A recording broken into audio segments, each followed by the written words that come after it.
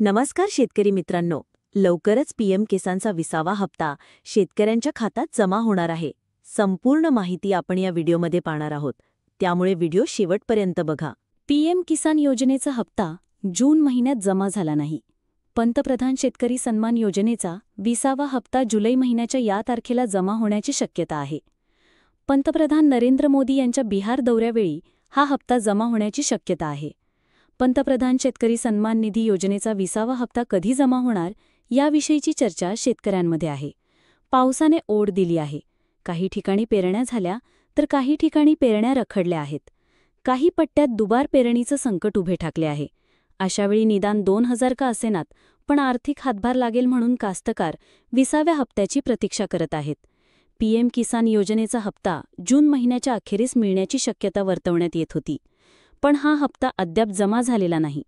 पंतप्रधान नरेंद्र मोदी हे 18 जुलै रोजी बिहार दौऱ्यावर आहेत. मोतीहारी येथे त्यांची सभा आहे.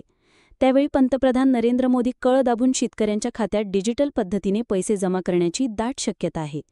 त्यामुळे येत्या 18 जुलै रोजी पीएम किसान योजनेचा हप्ता जमा होण्याची शक्यता आहे. अद्याप सरकारने याविषयीची कोणतीही अधिकृत घोषणा केलेली नाही. तुमचे नाव लाभार्थी यादीत आहे का? पंतप्रधान शेतकरी सन्मान निधी योजनेचा 20वा हप्ता पात्र शेतकऱ्यांना मिळेल. ज्यांचे नाव लाभार्थ्यांच्या यादीत नसेल त्यांना फायदा होणार नाही.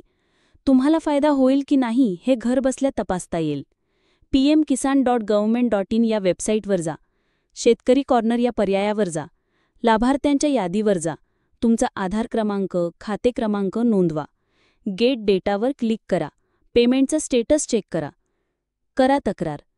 ई-केवायसी पूर्ण झाला असेल तर लाभार्थ्याला रक्कम मिळण्यास अडचण येत नाही. खात्यासोबत आधार कार्ड लिंक करणे आवश्यक आहे, तरच खात्यात पैसा येईल. पंतप्रधान शेतकरी सन्मान निधी योजनेविषयी काही अडचण असल्यास शेतकऱ्यांनी हेल्पलाईन क्रमांक 1800-115-5525 वर संपर्क करावा. पीएम किसान हेल्पलाईन 1552 वा 011-2400-6060 इथे कॉल करावा. आता एकाच व्यक्तीला लाभ.